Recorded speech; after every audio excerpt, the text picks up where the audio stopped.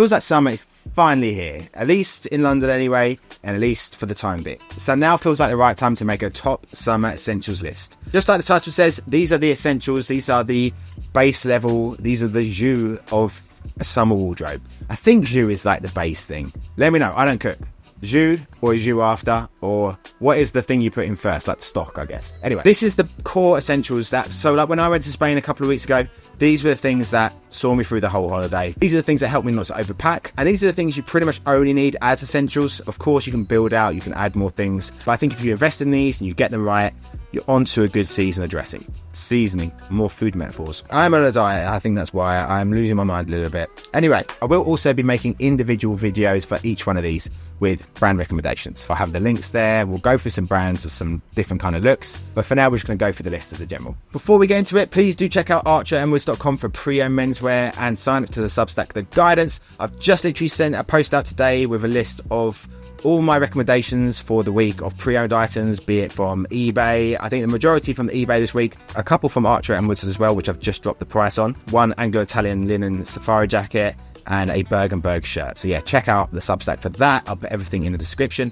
Fit check for myself, I've got a Drake shirt on. I had some Drake's trousers on, but see if I can find a picture and put it up. But I'm now just wearing shorts because it is super hot in here. But anyway, enough about me. Let's get into the summer essentials. So we're actually going to start off with the footwear situation because I think these are the things that can really make or break a summer outfit. You're going to go with the normal warm weather stuff, which we'll talk about later. But footwear is something that your whole outfit can hinge on. And things we're seeing a lot this season are things like huaraches, sandals, and of course loafers are the timeless footwear for the summer. And then some beach footwear as well, some espadrilles. But yeah, if you've seen my pity videos, you'll see there was a ton of sandals and huaraches. And I'm growing to love them, to be honest. Again, it's not something I'm necessarily going to run out and buy right now, because whilst we've seen them in previous seasons, they've become way more popular now. And I want to see if that maybe dies down a little bit, maybe next summer, because I'm pretty happy with the footwear I've got at the moment. Or if it continues, then maybe that's the time to strike. But I think my personal thoughts on that kind of footwear will have matured by then. At the moment, I'm just seeing lots of them. I'm really liking the looks, but I don't want to run and jump on the wagon just yet,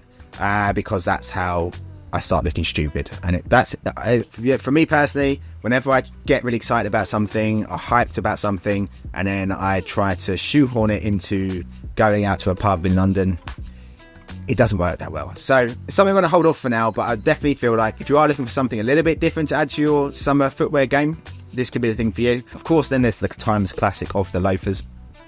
For me, they go with absolutely everything. I wear them with jeans, shorts, suits. They straddle every single season, and you can get them in so many different variations. You can pair with so many different outfits. So loafers, for me, if I had to advise you on one, they would be the one to go for. But if you're after something a little bit more exciting, a little bit more different, go for the strappy sandals. So next up we have shorts, of course. And shorts are something for myself personally, I have to be in a super warm weather country to wear. I've actually only ever gone out in shorts in London a handful of times as an adult. I just feel as a city, it doesn't lend itself too much to shorts. My style of dressing doesn't. Sometimes my pasty legs. I'm happy to go grab some milk down the shops with them, but for actually going out and say like going out to like bars and stuff, it just doesn't feel right for me. Of course, in other countries, in warmer climates, absolutely, I'd go for shorts. And personally, my taste is a little bit on the shorter side because I'm 5'7". I like them to go up my leg a little bit slutty, I know, but I do like it. We're seeing a ton of longer shorts though, shorts going just above the knee, some even below the knee. And there's quite a wide variation. I think personally, if they fit into your style and you like them, you're good to go. You've also got other thoughts in terms of, do you want a higher waist to them? Do you want some pleats in them? And also what material as well. I'm seeing a lot of long sleeve shirts tucked into shorts recently, especially higher waisted shorts. I do like the look and I think it does look great on people. But for me personally, I feel a bit odd. I feel like the balance of showing leg but not showing arm is a bit weird for me whenever I've looked at it in the mirror. So for me, what I normally tend to go for is if I'm wearing an undershirt, I'll tuck that in and a shirt undone over the top. Or a t-shirt, I'm happy to tuck in. But yeah, nothing with longer sleeves. So far, I might change my mind on it. Another thing that people are doing is wearing overshirts with shorts, which I think is a really great look. And of course, pairing them with loafers or sandals as well. So everything here is really going to go with each other. So the next item on this is a loose summery shirt. So I've been really purposely vague with this because I don't want to pick out one particular type of shirt because there's so many different great ones out there. And as long as it's kind of loose to the body, as long as it's like flowy, it's got maybe a summery texture to it. You've got linen, you've got chambray, maybe a crochet shirt. There's a lot of different types. So it's really more about finding what's right for you, and maybe these are the things you want to experiment a bit more on your wardrobe this summer, because this is the area you can actually play around a little bit with, because you can get different colors, textures, materials, and collar types as well, pocket types, everything. So yeah, this is the one you can have a lot of fun with. I would say to keep the color palette to quite a neutral tone, earth tones, things that are going to go with the rest of the items in the list as well. And then when you find that perfect summery shirt, you can pair it with some light or high-waisted linen or lighter weight trousers. Now, of course, if you've been watching my content for a while, you know I'm a big proponent for high-waisted trousers. And no, that doesn't mean you have to have them right under your nipples. They can just be slightly elevated, and then also wearing them in the right place on your hip. And the beauty of these, it just gives you a much more interesting and flattering proportion. It's no secret they make your legs look a little bit longer.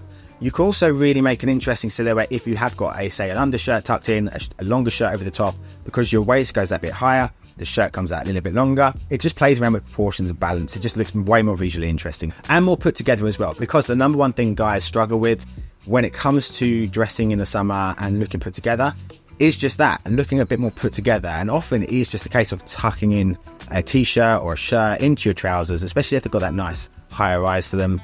It just makes the whole thing work so much better. Now these are going to go with your lightweight shirt as well, and because they're a lightweight material and often with higher waisted trousers, they're made in a way that have a bit more room around the sort of crotch, so you're going to feel comfortable, you're going to feel airy and breezy, and if you get them in a linen, even more so. And the next item on the list is something you're going to throw into these summer essentials, and it's going to make so many more variations of outfit for you, and that is just a simple white vest, tank top, whatever you guys call it, wherever you're from. The way this works is very simple. One day you go out in your summery shirt tucked into your high-waisted trousers and sandals, have a few cocktails. The next day you're out, your shorts, you've got your vest on, and then your summer shirt open, flowy, and the sandals on as well. Two different variations of the outfit, but they look very different, just because you're throwing in that difference of the neckline and the white color as well, because again, with the color palettes we're using here, they're all very earthy, they're all very neutral. Throwing in that crisp whiteness, even if it is just peeking out from a shirt, will change things a lot. And you also have the added benefit of it doing its job and being an undershirt. So it's going to be sweat wicking.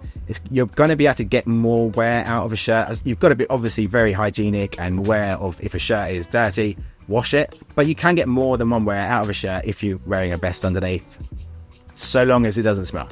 And a vest can also be worn with our next item on the list, which is a lightweight, unstructured suit. So color-wise for this, I'd go for navy.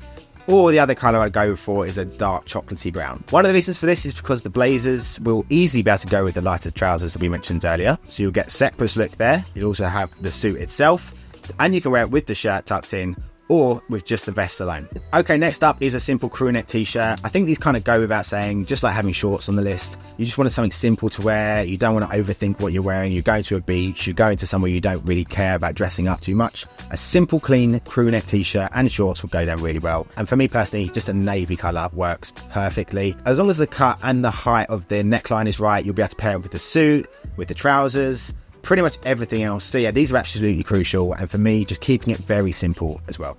So our final ones is just accessories, and these are the two main ones for me. Now that's sunscreen and sunglasses. Sunglasses, again, there's lots to talk about getting them correct to your face shape, and I think there is an element to this, but I also feel like if you like the sunglasses, that can overrule that. For me, I like the classic sort of Ray-Ban-y sort of shape, a square shape. I've currently got these, which I bought secondhand. These are Dior ones with this kind of tortoiseshell film things to them. Super simple. I don't want anything too crazy shape-wise. Also don't like the way I look in the roundish sort of ones.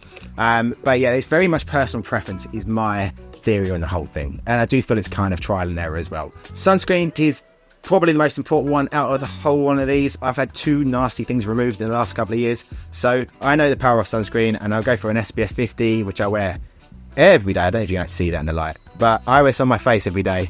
In London, you don't. I'm not exposing skin, so it's fine. So this is from Altruist, this one.